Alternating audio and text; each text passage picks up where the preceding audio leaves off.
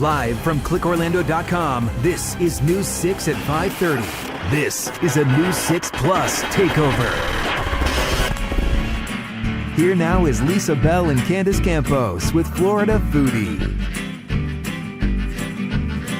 Hello and welcome back to Florida Foodie. I'm Candace Campos. And I'm Lisa Bell. One of the biggest things that we hear about when we talk to restaurant owners and chefs is finding people to actually work inside the restaurants. It is a huge challenge right now. Labor shortages really affecting every industry around the world, but certainly the restaurant industry. Yeah, and there's a lot of restaurants too that are having to close their doors or shorten their hours because they just don't have the help that they need. That's right. So we were able to meet someone who might have the solution that really could be a win-win, not just for restaurant owners, but for people who are also looking for a gig. And with benefits, potentially. The app is called GigPro. So we spoke to the creator of it, who, by the way, is also a former chef. So he knows the whole restaurant Right. biz. He knows every single job that is needed. I mean, yes. and that's what makes a good creator, right? His name is Ben Ellsworth, and we had a great conversation with him. I've spent a long time in the industry. I was launching a menu at a local restaurant. A dishwasher didn't show up for a shift. I looked at my line staff and I said, who knows a guy? We all got 40 people on our phones that can cover the shift, but finding the person available is impossible. That's when I got an Airbnb notification that someone had booked a room in my house for the night, and I was like, I wish he had booked to wash these dishes. And that was kind of the light bulb moment. I love it. Mm-hmm. So what's the process? So you have this GigPro app. Let's say you are somebody who wants to pick up a shift somewhere, doesn't have an exact spot yet. They download GigPro, and what needs to happen? So they would download the app. We're in Apple Store, Google Play. They would create a profile, select their market as Orlando, create a little bio picture, sell themselves in 400 characters or less, and upload some work history. When gigs post in the market, they get notified. They can apply to the ones they want. If they're selected to work, they just have to confirm the gig, show up, and then the funds are directly deposited into their bank account. And you're specifically focusing on the hospitality industry, people who would work in a restaurant, chefs, whatever. Why did you want to narrow it down to that only? I think it's because I spent 25 years in the hospitality industry. So we do restaurants, catering companies, event companies, hotels, lots of resorts. But yeah, anything that encompasses hospitality and service.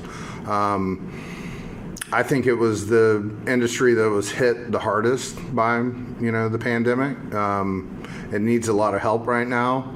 I would rather focus on that solely and do that really well before we branch out anywhere else. I mean, I definitely think there's a need that this thing could fill for other industries, but this one's the most dear to my heart. Yeah, baby steps. Absolutely. You were talking about the importance of kind of helping people make connections. So when we were talking about the hospitality industry, why, in your view, did so many people quit their job or become laid off? I mean, it's not like it happened during the pandemic. Like, this has been going on for over a decade. In Charleston, in any market that's got a big dining scene and a high cost of living, that's experienced like a lot of economic gentrification. I mean, where's all the restaurants? They're in city center. People are getting pushed out of there further and further. And, if you can't afford to live in the area, it's tough to get to the area. So that was a decade, of staffing just getting worse and worse and worse. And then COVID was like this Band-Aid that just got ripped off. 2.5 million people laid off in the industry total. We didn't get all that number come back. We didn't even get half of that number come back. And they continue to leave. 1 out of 3 people right now that are in the industry are looking to get out. So it's going to get worse. It's a tough spot for sure. And you were saying some of the things that people are looking for: better pay, flexible schedule, benefits, and you're helping people find places that may offer that.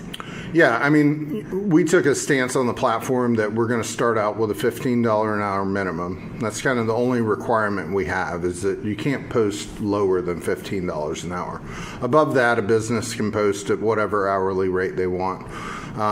We don't assign anyone. We don't use algorithms to connect people with computers. It's not like a traditional staffing agency where you order 7. Like, we're not dealing with hamburgers. We're dealing with people. So, once someone posts the job on the gig, the person can then apply to the gig that they want. The business, in turn, has the power to select the candidate or candidates that they want. And then the first person to confirm gets it. So there's a lot more empowerment over those selections and the connections that you can have. The workers are getting paid. I mean, how are you also making this, thrive? Yeah, so we don't collect anything from the workforce. The Uber model, you drive your car all night and then Uber's going to take 30%. The driver's the one in demand, which right now the worker's in demand. You don't tax the people that are in demand. So we collect an 18% fee from the business. To keep that math simple, $100 gig, they would pay out $118. That 18% covers the entire HR lift. So the business doesn't need to worry about payroll tax. They don't need to worry about 1099 paperwork. We cover that on our end. And then every worker on the platform is covered with $1 million occupational accident insurance policy to keep them safe on the job. And then the cherry on top is that we don't have placement fees. No one's beholden to us. No one's on our contract. If that person comes in and they jive with you and you jive with them, have that conversation and see if you can have a possible applicant on your hands. And that is great. And have you had examples of that where people have gone from doing like a gig here or there to becoming fully employed? It happens all the time. We don't track it through the platform by any means because we don't charge for it, so there's no need to track. But we work very closely with our business partners, and we hear about it all the time.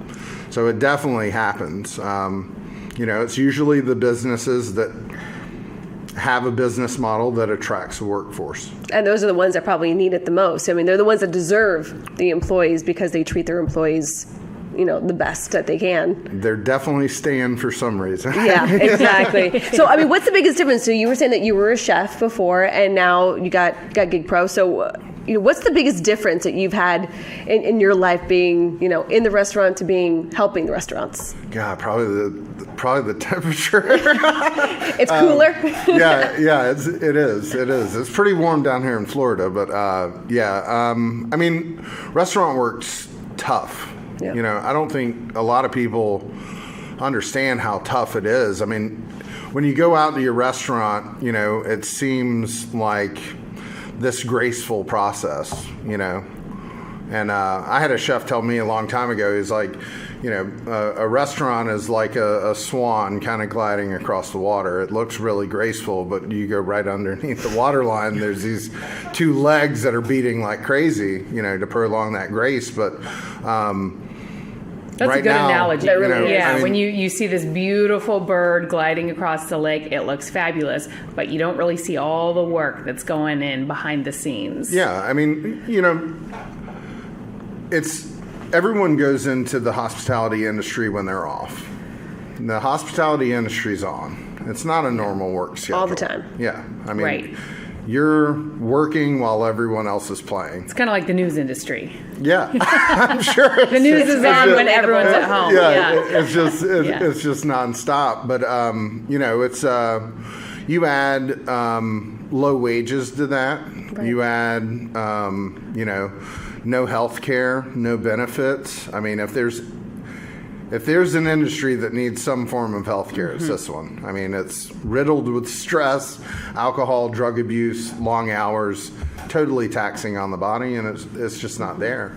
And then it's hard to get to that point, though. I mean, as a restaurant owner, where you are just barely, making it by, to then be able to offer employees, anything above $15 an hour. I mean, benefits and all of that just seems like so high and so hard to get that for your employees. unattainable goal sometimes. Absolutely.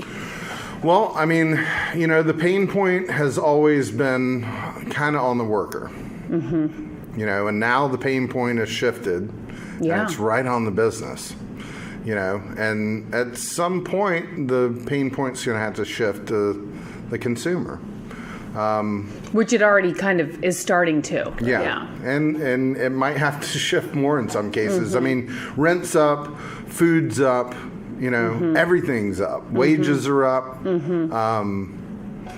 I'll pay an extra $1 for my hamburger if the guy cooking it doesn't have to work 3 jobs just to survive. But you don't know that as a consumer. You go in, you don't know what these people are making, and or what else has gone into getting that burger onto your plate. And I think a lot of it, comes to awareness. I mean, people are starting to say, like, we're adding an extra for this, right? And I know as a consumer, if I see that on the menu, we're raising this price because blah blah blah. Yeah, I understand and I get it and I expect that. Yeah, and I'm not angry by that. It's just okay, that makes sense. Stay with Florida Foodie as we talk to the man behind GigPro about how people who already have jobs are using his app to not only make a little extra cash, but also learn something new. Welcome back to Florida Foodie. We are sitting down with the man behind GigPro, an app helping people to find temporary and full-time work in the restaurant industry. So let's get back to it. Where is GigPro right now? Where are you set up, and where business is participating? So November 2020, we launched Charleston, and then we quickly launched Nashville, Charlotte, and then we did the Raleigh-Durham Triangle area, then Austin, Texas, then Asheville, Savannah, Hilton Head. I mean, it really erupted. It's pretty mind-blowing. And now you're in Orlando. And now we're coming Why to in Orlando? We're not known for hospitality or anything. Well, I mean, you get a lot of great chefs here. Yeah, we do. Basically, when we were selecting markets, we did it on a couple of things, and that was population. It was also underserved markets, so they didn't have a lot of solution in this arena, and then the last one was kind of that economic gentrification. Have people been pushed out? Is there a lot of growth going on? Usually when there's a lot of growth going on, I mean, in Charleston right now, the going rate of a bedroom is $1,500. And that is crazy. Like out. Yeah, it's crazy. Out, $15 an hour does not even work in that situation, and people are like, hey, we're going to pay, we're paying a livable wage here. We're paying $15 an hour minimum, but livable wage is food, water, and shelter. It's a step above homelessness. Right. So since you've launched this, which has been about a year and a half, have you seen businesses, restaurants, whatever they may be, catering companies, up the amount of money they're offering per gig to try and attract more people? I've seen someone post a dishwashing gig for $50 an hour. Wow. Is that legitimate? I mean, are they, and what is that legitimate? If someone posts that, is there like a safeguard to make sure, okay, I mean, I'll go wash dishes for $50 is it an hour? supply and demand? Yeah. Is that what it is? It's the people that get it, that aren't in for years in this industry, we put these obligatory hourly rates on these positions. Dishwashers make $8 to $10 an hour, no more, no less. Line cooks make 14 to 16, no more, no less. And same for management, no more, no less. But nothing computed around to like, what's the cost if this person's not here? Right. Yeah. What's the cost when your dishwasher doesn't show up? How valuable is that person? And your chef, how much does he make an hour? Because he's the one washing dishes. Yeah. And does that mean he's not on expo? Does that mean that food slows down? Yeah, we get bad customer service. We don't turn the dining room one time. Like, it's... What is the cost of that? What's the cost of this person being here, And then what's the long-term cost? You give a bad experience. someone's not coming back. Someone's not coming back, you know. So, but if a company posts, you know, an obscene amount of money, what some people would think would be an obscene amount of money, like $50 an hour for a dishwasher, what sort of guarantee is there with GigPro that if I apply for that job and am selected, that I'll actually get that $50 an hour or whatever it is? That gig had over 100 applicants I'm on sure it. it did. That'll get somebody And, more. and the person that worked the gig, you know, they got paid in 30 minutes or less after Oh, the good. gig. And was you got done. your 18%. Yeah. Awesome. So how has the reaction been from businesses? I mean, right now we're filling like 1,200 shifts a week in Charleston. That's amazing. In Charleston alone. Yeah. So when you pulled up here to News 6 in Orlando, you arrived in a bus. Yeah. And I'm assuming that's because you are expanding so rapidly. It's a spanky RV, Right. not a bus, right? That you're just going from city to city, you know, launching this, rolling it out. Yeah, I mean, And since just the very beginning, I've been like, you know, we can't grow fast enough. Mm-hmm. You know, like they need us everywhere now, but we're growing as fast as we can. I do think what is enticing about what you're doing is it is a gig. So there are people who may not want a full-time job or may not be able to do a full-time job because they have childcare issues or whatever. Right. But this is an opportunity to make some money on a Yeah. very temporary basis. And we have, you know, the good thing going for us is that 70% of all adults in the United States have worked in the hospitality industry at some point in time. And then they might not want to pick up a full-time schedule, Yeah. but they would pick up a shift with, you know, on a non-committal basis. So in Charleston, we see lots of teachers, firefighters, military. You know, we've got Dorchester County sheriff because he wants to like be a better cook at home for his wife. That's awesome. Yeah. That's a brilliant Yes. I mean, it's, you know, it's like when the labor shortage is so exacerbated, you know, it's like, I'll take who I can get. Because Yeah. right now, it's, you know, the revenue's there. People want to eat out. They're lined up at the door. We can't capture that revenue because we're understaffed. So we're closing on Sunday and Monday. We're limiting our reservations. Like, we can't capture the revenue. But it's there. You know, we've never really been in that position before. And then at the same time, we're using all this software to buy resumes, which doesn't make a lot of sense, you know? Well, and I feel like so many people, I've heard from so many people who are just so annoyed and frustrated with the whole online application process because they feel they send in all this information and it goes nowhere. It goes to some virtual wall that filters through these things and they never get to a real human being. So it seems like this kind of bypasses a lot of that. Yeah, I mean, if I pay all these monies, if I post to Craigslist or Indeed and I buy a stack full of resumes, great, I got some more work to do. Yeah, right. And then I sit down with a stack of resumes, which may or may not even be there Yeah. right now. There might be no stack, but I'm still filtering all this time and money into this. But if I get the stack of resumes, I set up the 20 interviews, Yeah. 2 people show up, I hire the wrong guy. 3 weeks after I hire him, he gets his first paycheck and I never see him again. But like, I've spent all this time and money and effort to get to the point that I want to see you work. Yeah. My other question is like, if I put my resume on there, am I able to work any job? So is it just washing dishes? I shouldn't say just, but is it washing dishes? Can I waitress? I mean, are there certain tiers to Yeah, I mean, hires? most of the, you know, the largest number of roles that are performed on the app are support roles. You know, we need banquet servers. You know, we need you to come to this wedding and, you know, remove plates and fill waters and pass out bev naps. Like, just, Yes. we need you to corral a lot of people, you know. A lot of it, you know, roles within the industry are transferable because if I'm a server and I want my silverware so I can roll it and get out of here. I'm going to go back into the dish pit and I'm going to wash the silverware and get all the stuff out of the way. So everybody's had enough experience within the industry to kind of get these support roles done. Right. And that's what we're seeing.